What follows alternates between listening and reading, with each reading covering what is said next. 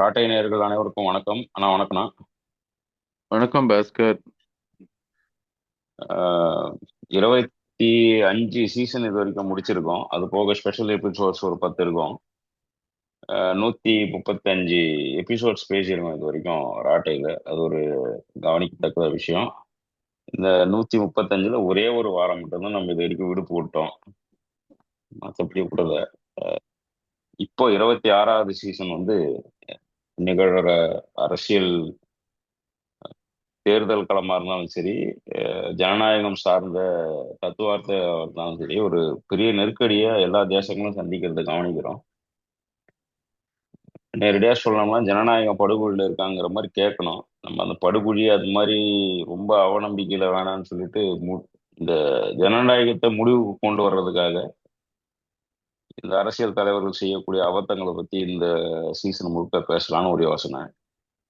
அதனால முடிவுறுகிறதா ஜனநாயகம்ங்கிற மாதிரி ஒரு தலைப்புல தான் இந்த 5 எபிசோடு இருக்கும். அதில் இப்போ பல்வேறு தலைப்புகள் சார்ந்து பேச போறோம்னா, அஹ், அஹ், அது இப்போ அந்த இமிகிரேஷன் வந்து நம்ம நிறைய இமிகிரேஷன் சிக்கல் பேசியிருக்கோம். மீடியாலாம் பேசுறதுக்கு முன்னாடியே இந்த மக்கள் இடப்பெயர்வு என்பது அது லீகல் இல்லீகல்லாம் கடந்து இந்த இமிகிரேஷனை பத்தி நம்ம தனி ஒரு எபிசோடே பேசணும்.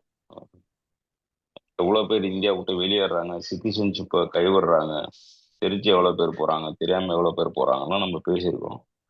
ஆனா அதே கைவிலங்கு கால் விலங்கிட்டு அந்த மக்களை வந்து ஒரு பிணை கைதிகள் மாதிரி அங்க இருந்து வெளியேற்ற பார்த்த பிறகு அது கூட மக்கள் தான் கொந்தளிச்ச மாதிரி தெரிஞ்சதை தவிர பாராளுமன்றமோ ஆளுங்கட்சியோ எதிர்கட்சியில இருந்து சில எதிர்ப்புகள் வந்தா கூட ஒன்றும் பெருசா பேசப்படும் பொருளா மாறின மாதிரி தெரியல இந்தியாவிலும். அது அமெரிக்காங்கிறதுனால அச்சத்துல பேசல. அது மாதிரி பல கேள்விகள் இருக்கு தொடர்ச்சியா. அங்க இருக்கக்கூடிய இங்க நம்ம போன வருஷம் இதே மாசங்கள்ல நம்ம வந்து இந்தியாவில் இருக்கக்கூடிய அரசு நிறுவனங்களை எப்படி மூடுறாங்கன்னு பேசணும். உலக அளவுலயே இந்த அரசு நிறுவனங்களை மூடிட்டு எந்திரங்களை கொண்டு வர்றதை பத்தி நீங்க சொல்லிக்கிட்டே இருக்கிறீங்க.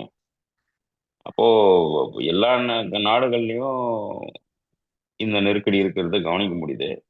குறிப்பா இன்னைக்கு ஜனநாயகத்துடைய பெரிய என்ன சொல்றது கட்டிக்காக்கக்கூடிய தேசமாக தன்னை காட்டிக்கிற அமெரிக்கா வந்து எல்லா தேசத்துக்கும் குடைச்சல் கொடுக்குற ஒரு இடத்துல நிற்கிறான்.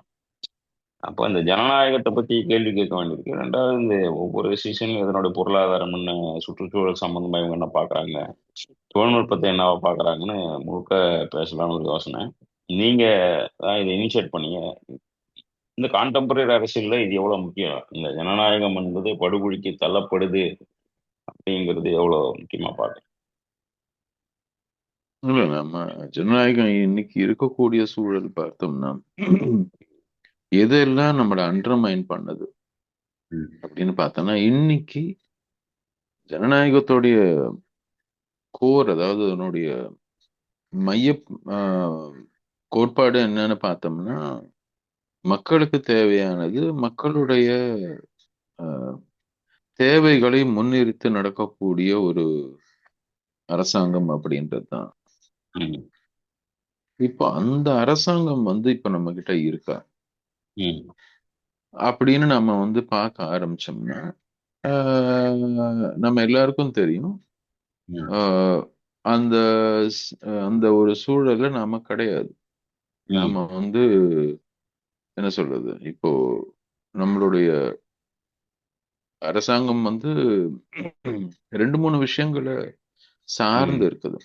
ம். இன்னி தேதிக்கு இந்தியாவை எடுத்துட்டீங்கன்னா, உங்களுக்கு உங்களுடைய இதை தாண்டி நீங்க தொழில்நுட்பம் இருந்துச்சுன்னா தான் உங்களுடைய அரசாங்க சலுகைகளே நீங்க அணுக முடியும் அப்படின்ற ஒரு நிலைமைக்கு இன்னைக்கு வந்திருக்கோம். ம். ஆதார் அட்டைன்னு ஒரு அட்டை இருக்கணும். அந்த அட்டை எங்கேயோ பதிவு பண்ணியிருக்கணும். ம். அந்த அட்டையை நீங்க 5 வருஷத்துக்கு ஒரு முறை, 10 வருஷத்துக்கு ஒரு முறை புதுப்பிக்கணும். ம். அந்த அட்டையை நீங்க புதுப்பிக்கிறதுக்கு எந்த சென்டருக்கு தேடி போகணும்னு போய் பார்க்கணும். ம். அந்த சென்டர்ல அன்னைக்கு கரண்ட் வேலை செய்யணும். அந்த ம். சென்டர்ல அன்னைக்கு இன்டர்நெட் வேலை செய்யணும். அந்த ம். சென்டருடைய கனெக்டிவிட்டி நல்லா இருந்து, எல்லாமே நல்லா இருந்து, அதுல இருக்கக்கூடிய இயந்திரங்கள் எல்லாமே சரியா இருந்துச்சுன்னா தான் ம். உங்களுடைய ஆதார் அப்டேட் ஆகும். அது ம். அப்டேட் ஆச்சுன்னா தான் உங்களுடைய அதாவது ம், ஒரு சுதந்திர நாட்டுடைய சுதந்திர பிரஜையாக இருக்கக்கூடிய நீங்கள், ம், உங்களுக்கு உங்க நாடு உங்களுக்கு நீங்க பிரஜையா இருக்கிறதுனால உங்களுக்கு ஏதோ ஒரு விதத்துல சில சலுகைகளை கொடுக்குது அப்படி. ம், அந்த சலுகைகளை அணுகிறதுக்கு தொழில்நுட்பம் வேலை செஞ்சாதான் உங்களால செய்ய முடியும். ம், இதுக்கு முன்னாடி அப்படி நமக்கு கிடையாது. ம், உங்களுக்கு வந்து ஏதோ ஒரு விதத்துல இந்த நாட்டின் பிரஜைன்னு உங்களுக்கு கையில ஏதோ ஒரு அடையாள சீட்டோ அல்லது நீங்க வாக்காளர் சீட்டோ ஏதோ ஒண்ணு இருந்துச்சு போறோம். இப்ப ம், அப்படி கிடையாது. இப்ப வந்து ம், எஃபிஷியன்சியை இம்ப்ரூவ் பண்றோன்ற பேர்ல தொழில்நுட்பத்தை சார்ந்துதான் நம்ம எல்லாருடைய வாழ்க்கையை நிர்ணயிக்கணும் ம், அப்படின்றது. ரெண்டாவது சந்தையை சார்ந்து ம், ஃபுட் செக்யூரிட்டி ஆக்ட் எடுத்துட்டு வந்தப்போ இந்திய அரசாங்கத்தின் மேல சுப்ரீம் கோர்ட்ல யாரோ கேஸ் போட்டப்போ இந்திய அரசாங்கம் ஒத்துக்குச்சு. ம், கிராமப்புறங்களில் இருக்கக்கூடிய 63-64% மக்களுக்கும் ம், நகரப்புறங்களில் வாழும் 45% சேர்ந்தவர்களுக்கும் மாத்திரம்தான் ம், உணவுக்கு உத்தரவாதம் அரசாங்கத்தால அளிக்க முடியும் ம், அப்படின்னு இந்திய அரசாங்கம் சுப்ரீம் கோர்ட்ல சொல்லுச்சு. ம், அப்படின்னா மத்த பேர் என்ன ஆவாங்க? கிராமத்துல இருக்கக்கூடிய 35% 38% மக்களோ அல்லது நகரப்புறத்துல இருக்கக்கூடிய மீதி இருக்கக்கூடிய அந்த 55% மக்கள் அவங்க எங்க போவாங்க? ம், அப்படின்னா அந்த மக்கள் வந்து கேர் ஆஃப் த மார்க்கெட், ம், சந்தை பொருளாதாரத்தை சார்ந்துதான் அவங்களுடைய வாழ்க்கை இருக்கும் அப்படின்னு ம், அரசாங்கமே ஒத்துக்குது, பிளேட்டண்டா ஒத்துக்குது. ம், இப்ப அதே மாதிரி சமீபத்துல 100 மில்லியன் பீப்புள், அதாவது 10 கோடி மக்கள் ம், சுப்ரீம் கோர்ட்ல கோவிட் முடிச்சதுக்கு அப்புறம் அந்த ஒரு இந்த ஏன் வந்து எல்லாரையும் இந்த தொழிலாளர்கள் எல்லாரும் ம், நகரப்புறத்தில் இருந்தும் தொழிற்சாலைகள் அதிகமா இருக்கக்கூடிய தொழில் மையங்கள்ல இருந்தும் ம், நடைப்பயணமாக அவங்க சொந்த ஊருக்கு போகக்கூடிய நிலைமைக்கு தள்ளப்பட்டதை வந்து எதிர்த்து யாரோ கேஸ் போட்டிருந்தாங்க.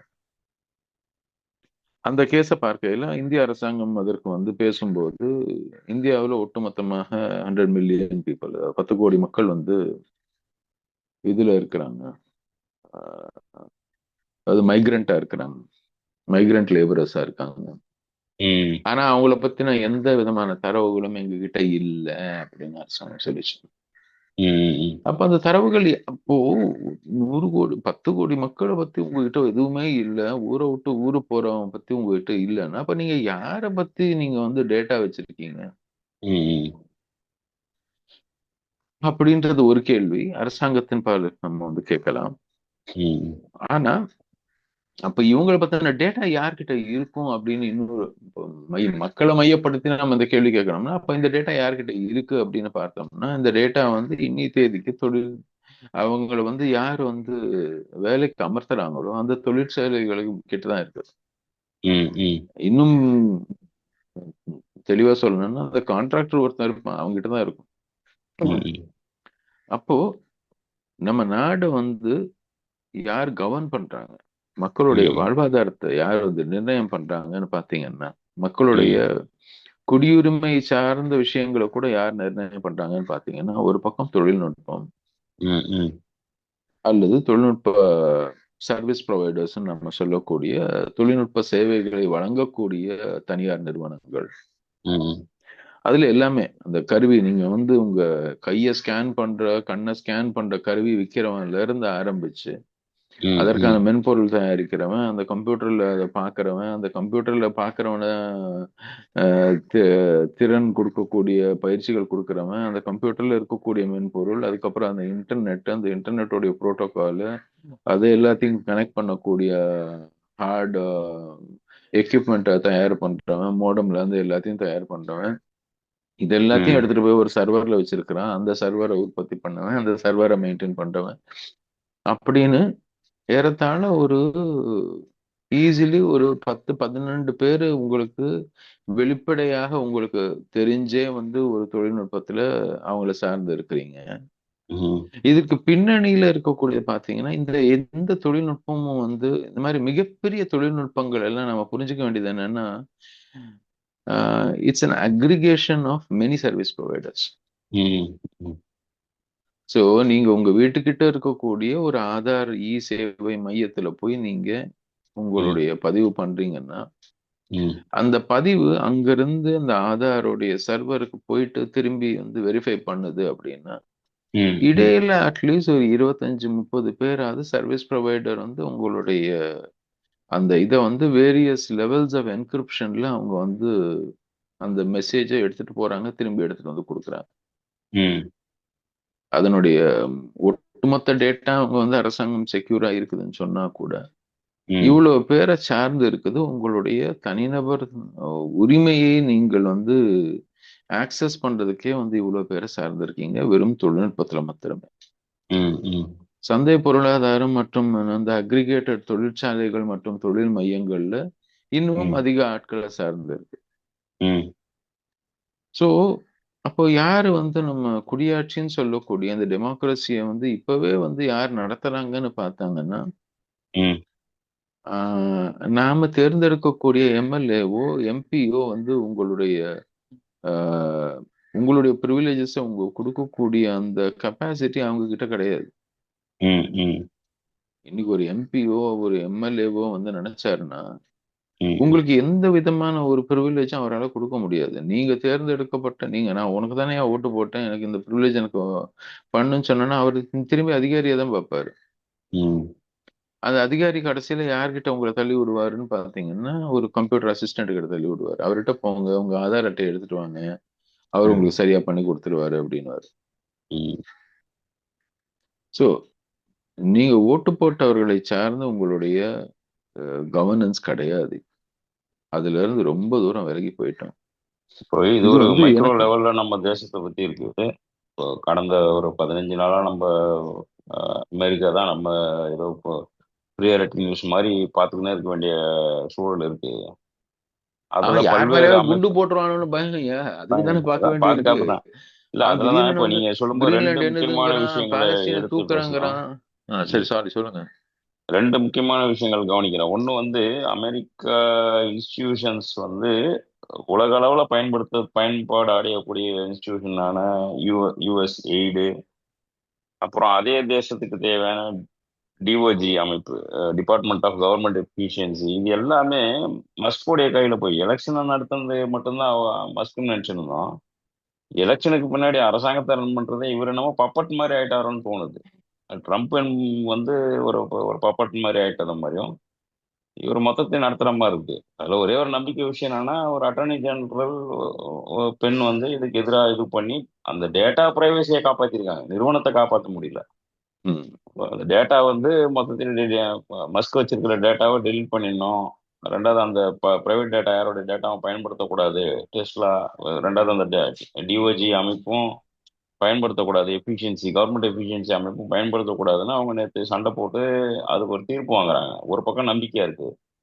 இன்னொரு பக்கம் நீங்க பேசும்போது நம்ம சொன்னீங்க, கனடா மாதிரியான நாடுகளை, கிரீன்லாந்து மாதிரியான நாடுகளை அக்வயர் பண்றதுக்கு அவங்க நிறைய ஃபேக்டர்ஸை கொண்டு வந்தாங்க. நீங்க ஒரு டேட்டா ஜெனரேட் பண்ணியிருந்தீங்க.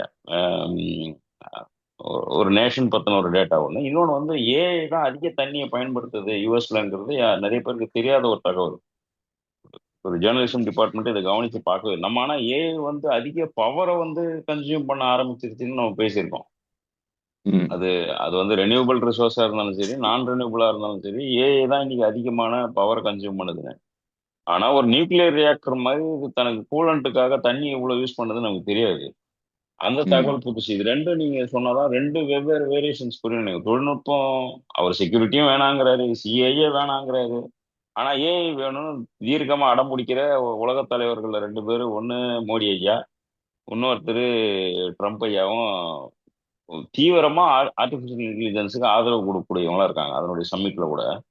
ஆனா ம், அதுக்கான ரிசோர்ஸா பாத்தீங்கன்னா பக்கத்துல இப்ப எப்படி சென்னையில தண்ணி எல்லாம் திருவள்ளூர் கிணத்துல இருந்து எடுத்து வந்து ஊட்டுவோமோ, அது மாதிரி கனடாவும் கிரீன்லாந்துல இருக்கக்கூடிய தண்ணி எல்லாம் கொண்டு வந்து ஏஐ கூலண்டா யூஸ் பண்றதுக்கு பண்றாங்கன்றது ஆச்சரியமா இருக்கு. அதுக்காக ஒரு தேசத்தையே அக்வயர் பண்ணுவாங்க. இவங்க எந்த எல்லைக்கும் போவாங்க, சிவில் வார் கோல்டு வார் எந்த எல்லைக்கும் போவாங்கன்னு நமக்கு தெரியுது. அதை பத்தி கொஞ்சம் பேசணும்னு நினைக்கிறேன். ஏன்னா அது ஒரு ஒரு ஏன்னா அது நிச்சயம் இந்தியாவை வந்து பாதிக்க போகுது. நீங்க அது சொன்ன இந்தியா உதாரணம் சரியான உதாரணம் பாஸ்கர். சென்னையில தண்ணி இல்லைன்னா திருவள்ளூர்ல எடுக்கிற மாதிரி தான் அது. சென்னையில உங்களுக்கு ஒரு இருக்கக்கூடிய ஒரு 40 லட்சம் பேருக்கு வந்து தண்ணி இல்லை ம். அப்படின்னா நீங்க திருவள்ளூர்ல இருந்து எடுப்பீங்க. ம். இதே வந்து உலகம் முழுக்க இருக்கக்கூடிய ஏஐ நடத்தக்கூடிய டேட்டா சென்டர்ஸ் நீங்க வச்சிருக்கிறீங்க, ம். அதற்கான கூலண்ட் தேவைன்னா, இப்போ நீங்க வந்து 100 பேருக்கு தண்ணி வேணும்னா கிணற தேடுவீங்க, ம். 1000 பேருக்கு வேணும்னா ஏரிய தேடுவீங்க, ஆமா. குளத்தை தேடுவீங்க. ம். ம். லட்சம் பேருக்குன்னா நிலத்தடி நீர் அதிகமா இருக்கக்கூடிய பகுதிகள் எங்க இருக்குது, எங்க வந்து தொடர்ந்து வந்து ஒரு ஆற்று படுகையை தேடுவீங்க, ஆமா. அங்கிருந்து தான் எடுத்துட்டு வருவோம். நம்மளுக்கு ம். பாலாறு இருக்குது, இல்லைன்னா இது இருக்குதுன்னு சொல்லிட்டு கொசஸ்தலையாருடைய அந்த ஆற்றுப்படுகை அந்த பக்கம் இந்த பாலாறுல இருந்து வருது, அந்த பகுதி முழுக்க நம்ம தேடுவோம். ம். ம். ஆஹ் இப்போ இவருக்கு வந்து அதையும் தாண்டி தண்ணி தேவை அப்படின்னும் போது ஒரு நாட்டையே தேடுறாரு. ம். நீங்க வந்து ரெண்டே ரெண்டு கிணறு தான் வேணும்னா ஒரு விவசாயி கிட்ட வந்து கான்ட்ராக்ட் போட்டு நம்ம ஊருக்காரு ம். இந்த மினரல் வாட்டர் கொடுக்குறேன்னு இங்க தண்ணி சப்ளை பண்றவர் சென்னையில ம். கொஞ்சம் முதல்ல இங்க சின்னதா ஒரு 10 வீடுகளுக்கு போட்டுட்டு இருந்த ஆளு ஒரு 2 அபார்ட்மெண்ட்டுக்கு போட ஆரம்பிச்சு, அதுக்கப்புறம் ஒரு வேனை வாங்கி அந்த ம். வேன்ல பண்ண ஆரம்பிச்சு, அதுக்கப்புறம் இந்த தண்ணி எங்கிருந்து வருதுன்னு பார்த்து அங்க நான் யாரனோ ஒரு விவசாயி கிட்ட அவன் நிலத்தை வாங்கி தண்ணி ம். இருக்கக்கூடிய ஒரு கிணறா எடுத்து ம். அப்படின்னு கொஞ்சம் கொஞ்சமா பிசினஸ் பெருக பெருக ம். அந்த ம். வளங்களை நான் நேரடியாக எடுத்தேன்னா எனக்கே லாபம் அதிகமா வரும்னு நம்ம ம். ஊர்ல ஒருத்தர் எப்படி நம்புறாரோ, ம். அதனுடைய உச்சபட்சம் தான் இப்ப நம்ம பாக்குறது. ம். ம். அவங்க என்ன பாக்குறாங்க, கனடால நதி இருக்குதுங்க, நிறைய ஆறு ஓடுதுங்க. எனக்கு நீங்க சொல்லும்போது ஆச்சரியம் என்னன்னா, 47,000 கிலோமீட்டர்னா நதி பரப்பு ஆஹ் கனடால. ஆச்சரியமா இருக்கு. அது அதான் டிஸ்டன்ஸ் அவன் தெரியும், அவன் நதி இப்போ கனெக்ஷன் இப்போ இல்ல இருக்கும், 8,000 கிலோமீட்டர்னு தெரியும். பாஸ்கர், ஒரு கனடாவோட. எட்டு எட்டு மாசம் முன்னாடி ஒருத்தன் சொன்னான், அந்த ம். பிரசிடென்ஷியல் கேம்பெயின் நடக்கும்போது ட்ரம்ப்புடைய ம். ஆதரவாளர் ஒருத்தர் சொன்னது, கனடால தாங்க வருஷம் முழுக்க நதிகள் ஓடுது, ம். ம். தண்ணி நிறைய இருக்கு, நம்ம ம். ஏஐ வந்து நம்ம தக்க வச்சுக்கணும்னா கனடாவை நம்ம தூக்கணும் அப்படின்னு சொல்லி ஒருத்தன் பேசணும். அதான். ஒரு தொழில்நுட்ப அப்ப. அந்த மஸ்க் மாதிரி யாரோ ஒரு பெரும் தொழில் சொல்லுது என்ன சொல்றது, தொழில்நுட்பத்துடைய ராஜாக்கள் ஆ, இவங்கெல்லாம். அதான். சோ இவங்க எல்லாம் புரியாதது என்னன்னா, எங்கெல்லாம் வந்து குடியாட்சி மக்களாட்சின்னு நம்ம நினைச்சிட்டு இருக்கிறோமோ அந்த மக்களாட்சின்றது ஒரு கற்பனை. மக்களாட்சின்றது அஹ், 19ஆம் நூற்றாண்டுல 20ஆம் நூற்றாண்டுல உலக அளவுல ஒரு ம். கற்பனையாக வடிவமைக்கப்பட்டது. ஏன்னா நம்ம மன்னராட்சி கொஞ்சம் கொஞ்சமா நிறைவுபட்டு இந்த 20ஆம் நூற்றாண்டுல வந்து நம்ம வரலாறை படிச்சோம்னா நம்ம ம். வந்து உலக அளவுல மக்களாட்சின்றதை வந்து நாமளே தான் ப்ரமோட் பண்ணணும். ம். உலக ம். அளவுல அதை வந்து ம். நிறைய பேர் குறை சொல்லியிருக்காங்க. நமக்கு தெரிஞ்சு நாம படிச்சது எல்லாரையும் படிச்சது இல்லை, ஆனா நம்ம படிச்சதுல காந்தியில பார்த்தோம்னா பார்லிமெண்டரி ஃபார்ம் ஆஃப் டெமோக்ரஸி எனக்கு ஒத்து வரலங்கிறாரு, ரொம்ப தெளிவா ம். சொல்றாரு. ஏன்னா பார்லிமெண்ட்ல எப்படி வந்து இவ்வளவு பெரிய ஒரு நாட்டை இவ்வளவு குறுகிய ஒரு சில பேரால ஆட்சி நடத்த முடியும், இந்த ஆட்சி முறையே வந்து இந்த முடிவெடுக்கிற முறை தவறு, ம். அது கிராம சபையை வந்து நம்ம வந்து வலுப்பட வலுவா இருந்துச்சுன்னா தான் வந்து ஆட்சி நல்லா நடக்கும் அப்படிங்கிறாரு. ம். ஆனா ம். இந்தியாவுல வந்து இன்னைக்கு பார்லிமெண்டரி டெமோக்ரஸி நம்ம பேசினா கூட ம். நடக்கிறது ஐஏஎஸ் டெமோக்ரஸி தான். ம். அதிகார வர்க்கத்துக்கு கையில இருக்கக்கூடிய பவர் தான் ம். மிக அதிகம், அவங்க கையில தான் ம். மிக அதிக அளவுல பவர் இருக்குது. இன்னைக்கும் ம். கலெக்டர் டெமோக்ரஸி தான் நடக்குது. ம். தமிழ்நாட்டுல பாத்தீங்கன்னா இப்போ அரசாங்கம் முடிவு பண்ணுது இல்ல, ம். பஞ்சாயத்து தேர்தல் நடத்துவோமா மாட்டோமா நாங்க முடிவு பண்ணுவோம் ம். ம். ம். அப்படின்னு யாரு சொல்றாங்க, கவர்மெண்ட் சொல்லுது. கவர்மெண்ட்னா யாரு, அதிகாரிங்க, ம். மந்திரி சொல்லல. ம். மந்திரிகளுக்கு ஒரு பிரச்சனை இருக்கலாம், தங்களுக்கு ம். கீழே இருக்கக்கூடிய எத்தனை பஞ்சாயத்துகள்ல வந்து தங்களை சார்ந்த மக்கள் வந்து இப்போ இன்னைக்கு தேர்தல் நடந்துச்சுன்னா வெற்றி பெறுவார்களா மாட்டார்களா, ம். அதை வந்து அவங்க வெற்றி பெறலைன்னா ம். நமக்கு வந்து நம்மளுடைய அந்தஸ்து ம். இறங்கிருமா ஆட்சியில அப்படின்னு ம். மந்திரிகளுக்கோ எம்எல்ஏக்களுக்கோ இருக்கலாம். ம்.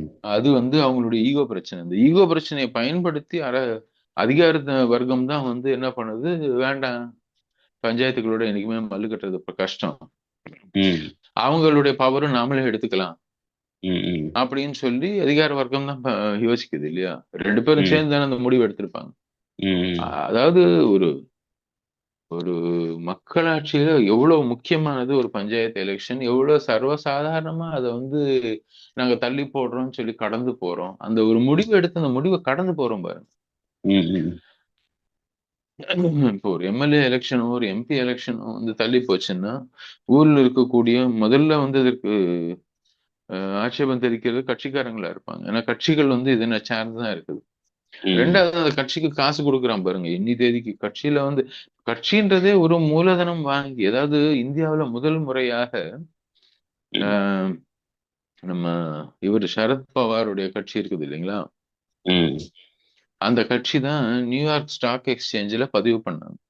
ம் ம் தங்களை பதிவு பண்ண முதல் கட்சி அது. ஒரு நிறுவனமாக ஸ்டாக் ரிலீஸ் பண்ணாங்க. நியூயார்க் ஸ்டாக் எக்ஸ்சேஞ்சில் பதிவு பண்ணி. நீங்க சரத்பவார்னாலே எனக்கு ஒரு ஜோக்கு தான் ஞாபகம் வரும்.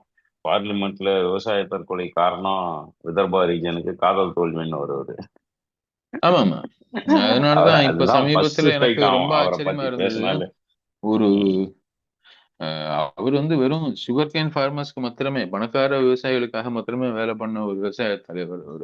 ம் விவசாய மந்திரியா இருந்த போது, இந்திய விவசாய மந்திரியா இருக்கும்போது வெறும் அஹ், மிக அதிக அளவுல பணம் படைத்த விவசாயிகளுக்காக மாத்திரமே வேலை பண்ணவர் அவர். ஆமா. அப்படிப்பட்ட ஒரு தலைவர். எனவே எதுக்காக சொல்ல வந்தேன்னா, ம் ஆஹ், அவருடைய கட்சி தான் முதல் முறையாக நியூயார்க் ஸ்டாக் எக்ஸ்சேஞ்சில் தன்னை பதிவு பண்ணுச்சு ம் அமெரிக்கால. ம் ஒரு தனியார் நிறுவனமாக பதிவு பண்ணி அதுல வந்து யார் வேணா அதுல முதலீடு செய்யலாம் அப்படின்னு. இப்ப இந்த ம் பாண்டு ஸ்கீம் எடுத்துட்டு வந்தாங்க இல்லையா? அதான் ட்ரேடு தான் அதான். அந்த பாண்ட் எல்லாம் எலக்ட்ரல் பாண்டு. என்னன்னு பாத்தீங்க, எலக்டோரல் பாண்ட் எல்லாம் என்னன்னு பாத்தீங்கன்னா, தனியார் நிறுவனங்கள் எங்க ம் கட்சிக்கு காசு கொடுக்கலாம்.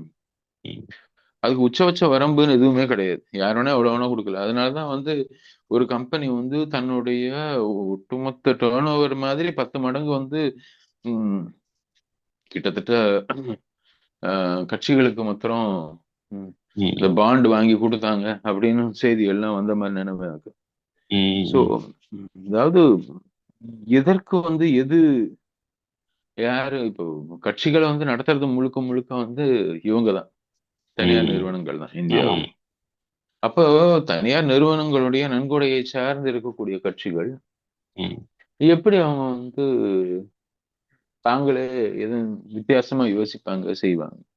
ம் ஸோ கட்சிகளை ஸ்பான்சர் பண்ணி நம்ம மந்திரிகளையும் முதல் ம் மந்திரிகளையும் பிரதமர்களையும் ஸ்பான்சர் பண்ணக்கூடிய நிலையில தான் இன்னைக்கு தனியார் நிறுவனங்கள் இருக்குது. ம் உலக அளவில் அதையே பார்த்தோம்னா, அதுதான் இப்போ கனடாவை நான் தூக்குறேன், நதிகள் அங்க ம் நிறைய இருக்கு, எனக்கு கனடா வேணுங்கிறாரு அமெரிக்க அதிபர். ம் கிரீன்லாண்டை நான் தூக்குறேன், கிரீன்லாண்ட்ல ம் வந்து மைனிங்கான வாய்ப்புகள் அதிகம் இருக்குது, அது ம் எனக்கு வேணுங்கிறாரு. ம் அதாவது வளங்கள் எங்க அதிகமா இருக்குதோ, ஏன்னா வளங்கள் வந்து நீங்க முன்னாடி இருக்க, இப்போ அவங்கவுங்க நாட்டுல இருக்கக்கூடிய வளங்களை எல்லா நாடுகளும் சுரண்டி முடிச்சிருச்சு. ம் இப்ப மற்ற நாடுகள்ல இருக்கக்கூடிய வளங்கள் தான் முக்கியமா தோணுது. நீங்க ரிசோர்ஸ் கிரன்ச்சின்னு போட்டிருந்தீங்க. நான் அதை தமிழ்ல வந்து நெருக்கடியில் தேச வளம்னு போட்டிருக்கேன். அந்த ம், கிரன்ச்சிங்கிறத ம், ஒரு ஒற்றை ஒரு நபருக்காக, நான் ஒரு தேசத்துக்காக கூட இதை நம்ம பார்க்க முடியல.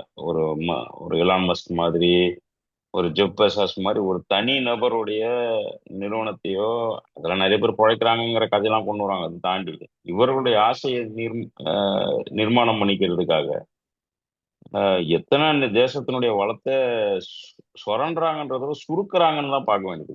இப்ப சுரண்டுறதுன்றத கூட ஒரு ஒரு ஒரு மாதிரி தோணுது, எடுக்கிற மாதிரி. இவங்க வந்து அந்த அந்த தேசத்தையே சுருக்குற மாதிரி, ஒரு மாதிரி நசுக்கிற மாதிரியான வேலையை செஞ்சு. அதாங்க இப்போ கனடான்னு ஒரு தேசம் இருக்குது, அவங்க கிட்ட தண்ணீர் இருக்குது, நீங்க வந்து ம், அந்த தேசத்தை நீங்க மதிக்கிறீங்க, அங்க ம், இருக்கக்கூடிய மக்களாட்சியை நீங்க மதிக்கிறீங்கன்னா நீங்க என்ன பண்ணுவீங்க? ஐயா எனக்கு உங்ககிட்ட இருக்க தண்ணி வேணும், ம், நாம ஏதான ஒரு உடன்பாடு ஏதான ஒண்ணு வச்சுக்குவோம், ஒரு ம், அக்ரிமெண்ட் போடுவோம், அதன் ம், மூலமாக எனக்கு இந்த தண்ணி தேவை, இதை வந்து நீங்க ம், அனுப்ப முடியுமா? ஏன்னா பக்கத்து பக்கத்து நாடுகள் ம், பைப் லைன் போட்டாங்க, தண்ணி வர்றதோ கேஸ் வர்றதோ வந்து புதுசு கிடையாது, நடந்துட்டு இருக்கிறது தான். ம். நாடுகளை தாண்டி இது வர்றது ஆமா, இல்ல. ஆமா.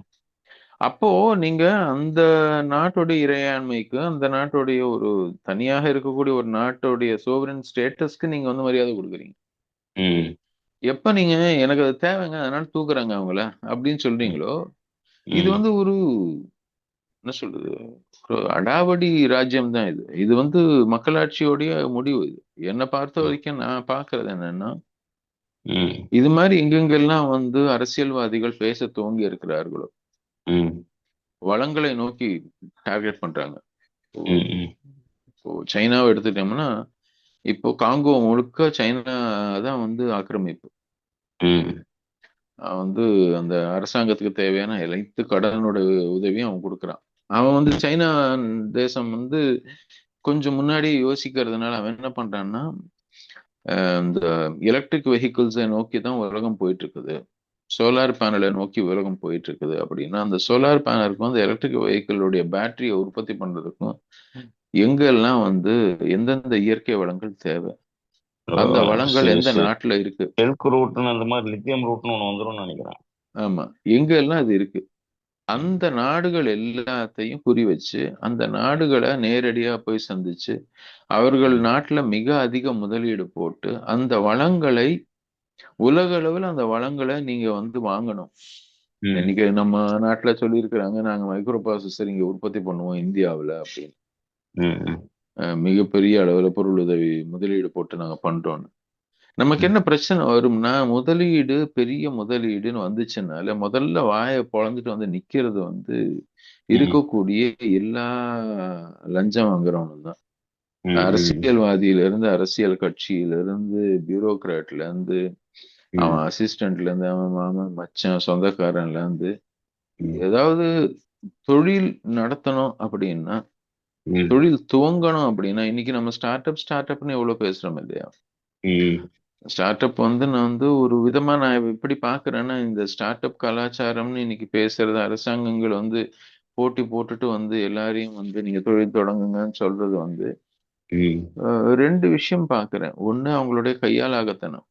ம். ம். அரசாங்கங்களால எந்த துறையில வந்து வேலைவாய்ப்பு உருவாக்கணும் அப்படின்னு இன்னைக்கு எதையான ஒரு அதிகாரி கிட்ட போய் நீங்க கேட்டீங்கன்னா, எந்த அதிகாரியாலையும் எந்த துறையில வேலை வாய்ப்பு அதிகமா வரும் ம்.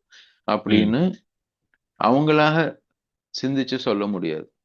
ம். ம். பெரும்பாலும் இந்த மல்டிநேஷனல் கம்பெனி, கன்சல்டன்ட் அமெரிக்கால இருந்து வரேன், யூரோப்ல இருந்து வரேன். இப்ப நம்மளுடைய முதலீடு மாநாடுகள் கூட பாருங்க. ம். ம். வெள்ளத்தோல் போட்டு யாராவது ஒரு 4 பேர் வந்து பேசி ஆகணும். ஆமா. வெட்கக்கேடு. நீங்க வந்து தொல்காப்பியத்த பத்தி பேசுவீங்க. நீங்க அகழ்வாராய்ச்சியில நாங்க அங்க இருக்கோம், இங்க இருக்கோம்னு பேசுவீங்க. ஆனா ம். உங்களுக்கு தொழில்நுட்பத்த பத்தி பேச ஆரம்பிச்சீங்கன்னா, உடனே உங்களுக்கு ஜெர்மனில இருந்து ஒரு யூனிவர்சிட்டி நேத்து கூட பார்த்தேன். நம்ம இவரு தொழில் ம். மந்திரி வந்து ஜெர்மனில இருந்து யூனிவர்சிட்டில என்னோட வந்து பேசினாங்க. ஏன் இந்தியாவுல ஒரு விவசாயிகள் ஒரு 100 பேர கூப்பிட்டு வச்சு நாங்க தொழில் தொடங்குறதுக்கு என்ன ஆலோசனை நடத்த வேண்டியது தானே தமிழ்நாட்டுல. ம். அவங்க வந்து அவங்களுடைய தொழில்நுட்பத்த நம்மளுக்கு குடுப்பாங்க அப்படின்னு சொல்லி ம். அவங்களோட போட்டோ போட்டிருந்தாரு. ம். ஸோ நமக்கு வந்து இன்னைக்கும் அது தேவைப்படுது. இந்த கொலோனியல் மென்டாலிட்டி நம்ம மத்தியில இருந்து இன்னும் போகல. ம். அரசாங்கத்துறை ஆகட்டும், அதிகார வர்க்கமாகட்டும், அவங்க மைண்ட் ஸ்டில் காலனைஸ்ட். ம். அதுல இல்ல இருந்து நம்ம வெளில மனசு வரல. வந்து அந்த ஆர்ட் ஆஃப் பட் திங்கிங்ல இருந்து வெளியேறிட்டாங்க. ஆர்ட் ஆஃப் ஆமா, காப்பியிங்ல தாங்கிறாங்க. ஏதோ ஆமா. ஒரு தேசத்துல அதனால இருக்கும், புரோட்டோடைப் இருக்கும், கொண்டு வந்து வைப்போம்னு பண்றாங்களே தவிர, புதிய ஆமா. சிந்தனைகள்ன்றது கிடையாது. அந்த இல்ல அந்த இங்க டேட்டா வந்து நீங்க கிரவுண்ட்ல இருந்து இப்ப நீங்க இவ்வளோ இன்ஃப்ராஸ்ட்ரக்சர் உருவாக்கியிருக்கீங்க. டிஜிட்டல் இன்ஃப்ராஸ்ட்ரக்சர் இவ்வளவு உருவாக்கியிருக்கீங்க. ம். துல்லியமாக ஒரு ஏழை மக்களுடைய வீட்ல இருக்கக்கூடிய கரண்டி ஸ்பூன்ல இருந்து எல்லாத்தையும் நீங்க வந்து இன்வென்டரி எடுத்து அந்த ஆள் எவ்வளவு ஏழைன்னு கணக்கு பண்றீங்க. ம். பண்டம் பாத்திரம் வீட்டுல என்ன இருக்குன்றதுல இருந்து கணக்கு எடுக்கிறாங்க. ம். ம். அப்படித்தான் வந்து நம்மள அந்த அளவுக்கு துல்லியமாக தரவுகள் இருக்கு அரசாங்கத்துக்கிட்ட. ம். அப்படி இருந்துச்சுன்னா அவங்களுக்கு என்ன தேவைன்னு நம்மளுக்கு புரிஞ்சுட்டு நம்ம அந்த தொழில்நுட்பத்தை மக்களுடைய சர்வீஸ்ல நம்ம வச்சோம்னா, ம். ஏன்னா அவங்களுக்காக பாலிசி எடுக்கக்கூடியதோ அவங்களுக்காக அந்த இப்ப தமிழ்நாட்டுல ஒரு நமக்கு தெரிஞ்ச ஒரு உதாரணம் இல்லையா, ம். எந்த அளவுக்கு இயற்கை விவசாயம் சார்ந்த பிராக்டிசஸ் வந்து மக்கள் விவசாயிகள் மத்தியில பிரபலமாக இருக்குது ம். அப்படின்னு நம்மளுடைய அரசாங்கம் கிராஸ் ரூட்ல இருந்து வரக்கூடிய களத்துல இருந்து வரக்கூடிய டேட்டாவில இருந்து அவங்க அந்த டெசிஷனுக்கு வந்தாங்கன்னா ரொம்ப எளிதாக இதற்கான ஒரு நல்ல பாலிசியோ, இன்னைக்கு நம்ம இயற்கை விவசாயிகள் கூட்டமைப்பு மூலமா சொல்லக்கூடிய அந்த 30% வந்து இப்போ அதுக்கான முதலீடு வந்து நீங்க ஒதுக்கணும் பட்ஜெட்ல அப்படின்னு கேட்டுக்கிறதோ மிகை இல்லை அப்படின்னு தெரியும். ம், ம், ஆனா நம்ம கீழ இருந்து வரக்கூடிய டேட்டாவோ, களத்துல இருந்து வரக்கூடிய டேட்டாவோ பார்க்கறது இல்ல. நம்ம மக்கள் கிட்ட இருந்து வரக்கூடிய தரவுகளை பார்க்கறது கிடையாது. ம், நம்ம சொல்யூஷன்னாலே வந்து பெரிய முதலீடு வரணும், வெளிநாட்டுல இருந்து வரணும். அந்த பெரிய முதலீடு வரும்போது, பெரிய முதலீடு இந்தியாவுல லஞ்சம் இல்லாம சாத்தியம் கிடையாது. ம், யாராவது நம்ம கிட்ட வந்து நான் ஒரு 100 கோடி ரூபாய் முதலீடு பண்ணிடுறேன் இந்தியாவுல ம், அப்படின்னு சொன்னாங்கன்னா, ம், நிச்சயமாக அவங்க வந்து லஞ்சம் கொடுக்காம நீங்க அந்த முதலீடு பண்ண முடியுமா? அப்படின்ற ஒரு கேள்வி நம்ம எல்லார்கிட்டயும் வச்சோம்னா, ம். அந்த மாதிரி முதலீடு வரவே வராது இந்தியாவுக்கு. ஒண்ணு முதலீடுகள் எல்லாருமே எனக்கு பெரும் இந்த முதலீடுகள். ரிசோர்ஸ் அதனாலதான் வந்து கிரன்ச்சு. அரசாங்கங்களும் அதிகாரிகளும் பெரும் முதலீடு மாநாடுகள் போடுறதுடைய காரணமே அதுவா தான் இருக்குமோன்னு கூட எனக்கு தோணுது சில சமயம். ம், ம். எனக்கு இந்த ரிசோர்ஸ் கிரன்ச்சுன்னு வரும்பொழுது ஒரு ஒரு எல்லாத்தையும் சுருக்கி மொத்தமா பார்த்தோம்னா, தமிழகத்துல கவனிச்ச வகையிலேயே ஆத்தங்கரையை மையமா வச்சுதான் இவங்க எல்லா இன்வெஸ்ட்மெண்ட்டையும் வாங்குறாங்க. நீங்க சொன்ன மாதிரி ம், ஜெர்மன் வாங்கினாலும் சரி, சைனா ஜப்பான் வாங்கினாலும் சரி, அமெரிக்கா வாங்கினாலும் சரி, ஐபோன் ப்ரொடக்ஷன் ஆனாலும் சரி, ஆத்தங்கரை ஓரமா தான் இருக்கு. பிரதான அதை தான் இருக்கு. இந்த ஆத்தங்கரை நாகரிகத்தை எவ்வளவு கொண்டாடுறோமோ அந்த அளவுக்கு அதை இழிவுபடுத்தவும் செய்யறோம். இன்னொன்னு இந்த நீங்க பார்லிமெண்டரி டெமோக்ரஸி காந்தி சொன்னதை சொல்லும் பொழுது, இப்போ கொஞ்ச நஞ்சம் ஏதோ ஒரு பைகாமரல் சிஸ்டம் மாதிரி ஒரு ஒரு கலைஞரோட லாங்குவேஜ் சொன்னா மத்தியில ஒரு ஆட்சி, மாநிலத்தில் ஒரு ஆட்சி, ரெண்டுத்துக்கும் பிரிட்ஜ் பண்ற மாதிரி ஒரு கூட்டாட்சிங்கிற மாதிரி ம், ஏதோ ம். கொஞ்சம் டெமோக்ரஸி இருந்தது. ஆனா அடுத்த 2026க்கு பிறகோ இல்ல அடுத்த எலெக்ஷன்லாம் யோசிக்கும்போது எலெக்ஷன்லாம் இருக்குமான்றதோ இல்ல இந்த ஒன் நேஷன் ஒன் எலெக்ஷன் மாதிரி கான்செப்ட்லாம் பார்த்தாக்கா, நாளைக்கு எப்படி இன்னைக்கு எலான் மஸ்க் வந்து ரொம்ப தீர்க்கமா வந்து ஒரு பேசு பொருளாக்கி எதுக்க வேண்டிய சூழல்ல வந்து நிக்குதோ, அதே மாதிரி ஆதானி அம்பானி குரூப்ஸை மட்டுமே மையமா வச்சு நடக்கிற மாதிரி ஆயிரும் பொழுது இது ஒண்ணு. இது வந்து பாலிடிக்ஸ் சைடு. ம். ரிசோர்ஸ் சைடுன்னு பார்க்கும்பொழுது ஒரு எனக்கு நீ இந்த இந்த ஒட்டுமொத்தமா இன்னைக்கு பேசின எபிசோட்ல என்ன மைண்ட்ல ஓடுதுன்னா, நியூக்ளியர் ரியாக்டருக்கு எந்த அளவுக்கு நம்ம வந்து ஒரு காஷனோட காட்சியஸா சண்டை போட்டோமோ, அந்த அளவுக்கு ஆர்டிபிஷியல் இன்டெலிஜென்ஸோட இன்ஃப்ராஸ்ட்ரக்சருக்கு சண்டை போட வேண்டி இருக்குமோன்னு தோணுது எதிர்காலத்துல. நம்ம வந்து டெக்னிக்கலா அது வேலை வாய்ப்பு அதெல்லாம் தாண்டி இயற்கை வளங்களை சொல்றேன். இயற்கை வளங்களை அது சுரண்டுற விதமோ அதுக்கு தேவையான இன்ஃப்ராஸ்ட்ரக்சர்லயோ அது அது பண்ண போறத ஈக்காலஜிக்கல் உடைய இம்ப்ளிகேஷன்ஸோட இன்னும் யாரும் அதிகமா ஆர்டிபிஷியல் இன்டெலிஜென்ஸ் அணுகலன்னு தோணுதுன்னா அந்த ஏரியா வந்து ஒரு ஒரு ஒரு பிளாக் அது பாக்ஸ் ஏன் மாதிரி. தொடரல இது வரைக்கும்? ஏன்னா ஒண்ணு, இப்போ நாளை மறுநாள் இப்ப எங்க வந்து அது நமக்கு வந்து இடிக்கும்னா, இப்ப ம். நம்ம டீசென்ட்ரலைஸ்ட் ஆர்டிபிஷியல் இன்டெலிஜென்ஸ் சில சமயம் நாமளே பேசுறோம். ஆமா. டேட்டா வந்து லோக்கலா இருக்கும். அதுல ம். வந்து அந்த டேட்டா தேவையானதான் வந்து இது ஸ்டோர் பண்ணணும், இல்லைன்னா ஸ்டோரே பண்ண வேணாம்னு தான் நாம பேசுறோம். ஆமா. ஆனா அது மாதிரி பண்ணுச்சுன்னா, எப்ப நமக்கு வந்து நாம உணர ஆரம்பிப்போம்னா, ஐயா சாரி உங்களுக்கு கரண்ட் வந்து இனிமே ஒரு நாளைக்கு 6 மணி நேரம் தான் வரும். ஏன்னா ம். இந்த பெரிய டேட்டா சென்டர் வச்சிருக்கோம். ஆர்டிபிஷியல் இன்டெலிஜென்ஸ் தான் இப்ப நாட்டை நடத்துது. உங்க ம். டிராபிக் லைட்ல இருந்து உங்க கேமரால இருந்து தெரு தெருவா இருக்கக்கூடிய கேமரால இருந்து எல்லாத்தையும் ஆர்டிபிஷியல் இன்டெலிஜென்ஸ் தான் இப்ப நடத்துது. ம். அரசாங்கத்துக்கு ஆர்டிபிஷியல் இன்டெலிஜென்ஸ் இல்லாம நடத்த முடியாத அரசாங்கத்தை நாங்க. ஆனா ம். அது அந்த டேட்டா சென்டர் நடத்துறதுக்கு நம்ம ம். உற்பத்தி செய்யக்கூடிய எலக்ட்ரிசிட்டியில மிக அதிக அளவு அதுக்கு தான் தேவை. அதனால ம். இனிமே உங்க வீடுகளுக்கு கரண்ட் வந்து 6 மணி நேரம் தான் வரும். அல்லது ம். வீடுகளுக்கு கரண்ட் 10 மணி நேரம் தான் வரும். அல்லது ம். வாரத்துக்கு 2 முறை உங்களுக்கு கரண்ட் கட் பண்ணுவோம். அந்த ம். மாதிரி நிலைமை நமக்கு வந்துச்சுன்னா, ம். ம். அல்லது இனிமே நீங்க தண்ணியை அளந்துதான் குடிக்கணும். ஏன்னா ம். ஆர்டிபிஷியல் டேட்டா சென்டருக்கு வந்து தண்ணி கிடைக்கும். இந்த மாதிரி எல்லாம் வந்து ஒரு சினாரியோ தப்பி தவறி வருமா? ம். ம். வர்றதுக்கு வாய்ப்பு இருக்குதா? ம். அப்படின்னா இது நேரடியாக வராது. ஒரு மறைமுகமாக வரும். ம். ம். ஏன்னா அமெரிக்கால அவனுக்கு வந்து 24 ஹவர் பவர் தேவை. ம். ம். அப்ப ஆப்பிரிக்கால அவனுக்கோ வந்து பவர் கிடைக்காது. ம். ம். பவர் கிரிட் எல்லாம் சென்ட்ரலைஸ் பண்ணிட்டு இருக்கோம்ல. இந்தியாவிலும் பவர் கிரிட் எல்லாம் சென்ட்ரலைஸ் பண்ணிட்டு தானே வரும். ம். சென்ட்ரலைஸ் பண்றோம், அதுக்கப்புறம் பிரைவேடைஸ் பண்றோம். ஸோ ம், அந்த மாதிரி பிரைவேடைஸ் பண்ணும்போது பிரைவேட் செக்டர் வில் டிசைட். நீங்க இந்த ஊர்ல இருந்தீங்கன்னா, சென்னையில இருந்தீங்கன்னா பவர் கட் நடக்காதுங்க. சென்னையை தாண்டி ம், செங்கல்பட்டு போனீங்கன்னா பவர் கட் இருக்குங்க. ம், ம், செங்கல்பட்டை தாண்டி இன்னொரு சின்ன கிராமத்துக்கு போனீங்கன்னா பவர் கட்னு அதிகமா இருக்கும். ம், அவங்களுக்கு தேவையில்லை. They don't matter. ம், அந்த ஒரு ஏற்றத்தாழ்வுகள், ரிசோர்சஸ் ம், கிரன்ச் அதிகமாக அதிகமாக உலக அளவில் ம், ம். ஏற்றத்தாழ்வுகளை சார்ந்துதான் அது இருக்கும். அது ஆமா. பாரம்பரியமாக இருந்த ஏற்றத்தாழ்வுகள் நவீன பொருளாதாரம், சந்தை பொருளாதாரம், தொழில்நுட்பம் இதனால இன்னும் வலுவடையும் அந்த ஏற்றத்தாழ்வுகள். ம், அது அடிப்படையில தான் மக்களுக்கு ரிசோர்சஸ் கிடைக்கும். இப்ப அமெரிக்கா இது மாதிரி சொல்ல முடியுது ஒரு அமெரிக்கன் பிரசிடென்ட்னால. ஏன்னா அவருக்கு தெரியும் உலகத்திலேயே காஸ்ட்லியஸ்ட் எக்கானமி என்னது, என்னோட டாலரை வச்சுதான் மத்த எல்லாரோட இதுவும் மதிப்பீடு பண்றாங்க அப்படின்னு. அந்த ரெண்டாவது உலக வார் முடிஞ்ச உடனே அவங்க பண்ணாங்க இல்லையா?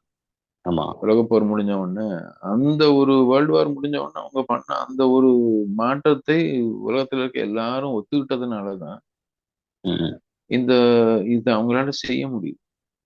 ஆமா. எனக்கு சோ இந்த ஃபர்ஸ்ட் தெருவுல ரியல் எஸ்டேட் பண்ணாங்க, அடுத்தது ஏரியா ரியல் எஸ்டேட் பண்ணாங்க. எனக்கு தெரிஞ்சு நம்ம லைஃப்ல கண்கூடா பார்த்துட்டு போகும்போது தேசமே ரியல் எஸ்டேட் மாதிரி மாறிடுமோ ம் அப்படிங்கிறது. ஒரு தேசத்தை ஒரு நேஷனல் எஸ்டேட் பண்றாங்கன்னு கூட தோணுது நீங்க சொல்றதெல்லாம் யோசிச்சா எனக்கு அது மாதிரி. ஏன்னா ஈரான் விட்டு நீ வெளியேறுங்கிறாங்க, காசா விட்டு நீ வெளியேறாது எங்களுதுங்கிறாரு ட்ரம்ப். ம் நீங்க எதுவும் பண்ண வேணாம், அதனோட ரீஹாபிலேஷனா அந்த தேசத்தை என்ன வாக்கணும் எனக்கு தெரியும், நீங்க போங்க மத்தவங்கள வெளில இருங்கன்னு சொல்றாரு. ஒரு பக்கம் ரிசோர்ஸுக்காக சொல்றாரு, இன்னொரு பக்கம் அதிகாரத்துக்காக சொல்றாரு. அப்போ ஒட்டுமொத்தமா அந்த தேசத்தை வேலை பேசுறாருன்றது இல்ல இல்ல மட்டும் தெரியுது. அதுவும் ரிசோர்சஸ்க்காக தான். அந்த நிலத்தை நீங்க என்னவா மாத்த போறீங்கன்னா மிகப்பெரிய ஒரு ம். டூரிஸ்ட் டெஸ்டினேஷனா மாத்துவேங்கிறாரு. அதான். அங்க இருக்கக்கூடிய மக்களை வெளியேற்றிட்டு ம், அந்த 20 லட்சம் 30 லட்சம் மக்களை சுத்தி இருக்கக்கூடிய அரபு நாடுகள் நீங்க எடுத்துக்கோங்க. அவங்களும் முஸ்லிம்ஸ் தானே. இப்போ ம், இப்போ அரபு நாடுகள் உலகம் முழுக்க ம், அஹ், இஸ்லாமிய இது நிறுவனங்களுக்கு தொண்டு நிறுவனம் அது இதுன்னு காசு கொடுத்துட்டு இருக்கிறாங்க.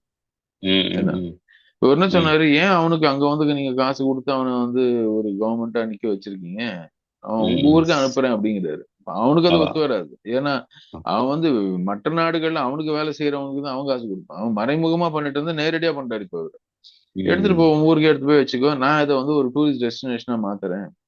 இங்க ம், உலகத்துல இருக்க எல்லாரும் டூரிசத்துக்கு இங்க வருவாங்க. அது மாதிரி ஒரு ம், ம், டெஸ்டினேஷனா மாத்துறேன். அது இனிமே அது கண்ட்ரோல் என் கையில இருக்கும். அது ம், அமெரிக்காவுடைய ஒரு பகுதியா மாத்திடுறேன் அப்படிங்கிறாரு. ம், ம், ஸோ இது ஒரு முழுக்க முழுக்க ஒரு தனியார் மயமாக்கப்பட்ட ம். மக்களாட்சி. அதான். அதாவது கவர்மெண்ட்ல சிஸ்டம்ஸையும் ப்ராசஸையும் டெக்னாலஜியையும் சர்வீசஸையும் பிரைவேட்டைஸ் பண்ணலாம். ம். இப்போ கவர்மெண்ட்டே பிரைவேட்டைஸ் பண்ணியிருக்காங்க அமெரிக்காவில். இருக்கலாம்.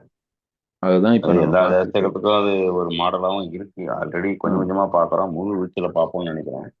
அதனால இந்த season end of the democracy முழுக்க பல்வேறு தலைப்புகள்ல ஜனநாயகத்தை பத்தின கேள்வி எழுப்புறோம். 100 200 நபர்கள் இதை கேட்குறீங்க. கேட்டுட்டு உங்களுடைய தளத்துல, கல்வி தளத்திலேயோ குடும்பத்திலேயோ நண்பர்கள் மத்தியில உரையாடும் பொழுது இதை பத்தி பேசுங்க. அடுத்த தலைமுறையை எஜுகேட் பண்ண வேண்டிய அவசியமும் கட்டாயமும் நமக்கு இருக்கு. அந்த அடிப்படையில எண்ட் ஆஃப் டெமோக்ரஸியில ரிசோர்ஸ் கிரன்ச், நெருக்கடியில் தேச வளங்கள் அப்படிங்கிற தலைப்புல பேசியிருக்கோம். இதனுடைய கருத்துக்களை நீங்க பகிர்ந்துங்க. வேறொரு தலைப்புல மீண்டும் சந்திப்போம். ராட்டையினர் அனைவருக்கும் நன்றி, வணக்கம். நன்றி, வணக்கம்.